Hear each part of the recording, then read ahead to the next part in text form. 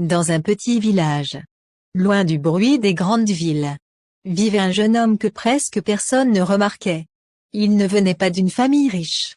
Il n'avait pas de relations. Il n'avait pas de raccourcis. Chaque matin, avant même que le soleil ne se lève, il se réveillait.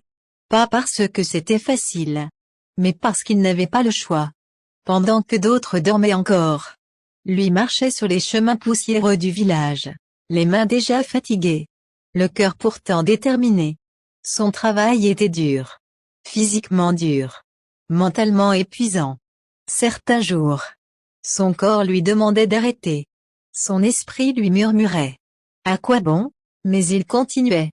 Au village, on le voyait passer sans vraiment le regarder. Certains disaient: il travaille trop pour rien. D'autres murmuraient: il restera toujours ici. Et lui, il entendait tout. Mais il gardait le silence, parce qu'au fond de lui, il avait compris une chose très importante. Le bruit n'a jamais construit un avenir. Chaque jour, après le travail, quand ses mains tremblaient de fatigue, il prenait encore du temps pour apprendre. Pas dans une grande école, pas avec de grands moyens, mais avec ce qu'il avait.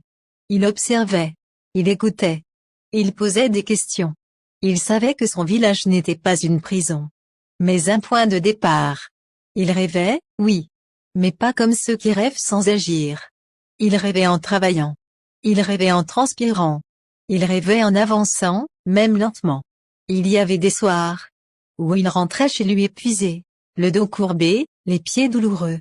Il s'asseyait, il fermait les yeux, et il se disait à lui-même, en silence: pas toujours, mais encore aujourd'hui. Parce qu'il savait que la discipline, c'est continuer.